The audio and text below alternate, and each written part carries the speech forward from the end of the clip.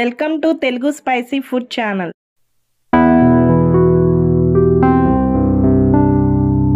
మామిడికాయ season start అయింది కదండి, అందుకని ఇప్పుడు మామిడికాయతో రోటి పచ్చడి తయారు చేస్తున్నాను. ముందుగా 2 మామిడికాయలు తీసుకున్నాను, శుభ్రంగా కడుక్కున్నాను. పక్కన ఇందులో ఉన్న జీడి తీసేసి తొక్కతోటి చిన్న చిన్న ముక్కలుగా కట్ చేసుకుందాం. మామిడికాయని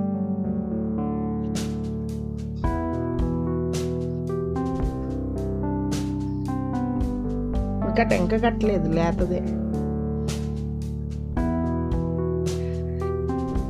ఇలా 2 మామిడికాయలు ముక్కలుగా కట్ చేసుకుని పక్కన పెట్టుకుందాం.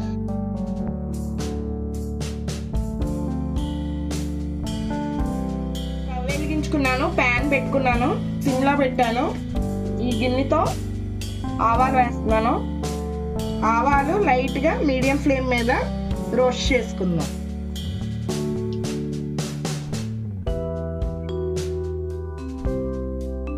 ఆల్రెడీ నా దగ్గర మెంతిపిండి ఉంది, అందుకని ఇందులో మెంతులు యాడ్ చేసుకోలేదు. మెంతిపిండి లేని వాళ్ళు ఒక 1/2 టీ స్పూన్ మెంతులు ఈ ఆవాలతో పాటే యాడ్ చేసి రోస్ట్ చేసుకోండి. ఈ ఆవాలు రోట్లో వేసుకుని పొడిలాగా చేసుకుందాం. చూడండి, మెత్తటి పొడిలాగా అయిపోయింది. ఆల్రెడీ మెంతిపిండి కూడా ఉంది కదా, అది ఇందులోనే యాడ్ చేసేసుకుందాం, ఓ 1/4 టీ స్పూన్. ఇప్పుడు కొంచెం కొంచెంగా మామిడి ముక్కలు కట్ చేసుకున్నాం కదా వేసి కచ్చాపిచ్చాగా దంచుకుందాం. ఇలా అన్ని ముక్కలు వేసుకుని దంచేసుకోవాలి.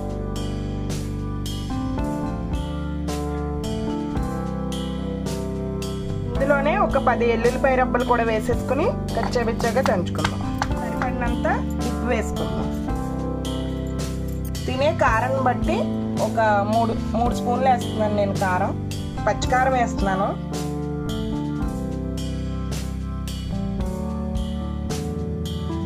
అన్నీ కలిపి ఒకసారి కచ్చాపిచ్చా దంచుకుని ఓ బౌల్లో తీసుకున్నాం. ఇలా కచ్చాపిచ్చా దంచుకున్నది ఓ బౌల్లో తీసుకున్నాం. పెట్టుకున్నాను. ఇప్పుడు తిరగమాత పెట్టుకుందాం. కొంచెం పచ్చడి కదా, కొద్దిగా ఆయిల్ ఎక్కువ వేసుకుంటేనే బాగుంటుంది. దీంతో 3 స్పూన్లు ఆయిల్ వేసాను. ఆయిల్ హీట్ ఎక్కిన తర్వాత 1/4 టీ స్పూన్ శనగపప్పు, 1/4 టీ స్పూన్ జీలకర్ర, 2 వెల్లుల్లి రెబ్బలు, 1/4 టీ స్పూన్ ఆవాలు, ఒక 4 ఎండుమిరపకాయలు,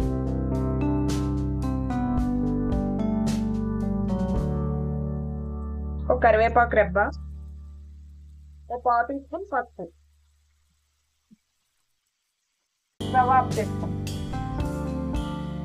అన్నీ కరెక్ట్గా సరిపోయినాయి.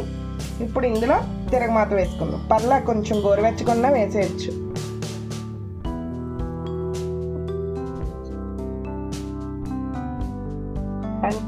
ఎంతో టేస్టీగా ఉండే మామిడికాయ చిన్న ముక్కలతో రోటి పచ్చడి.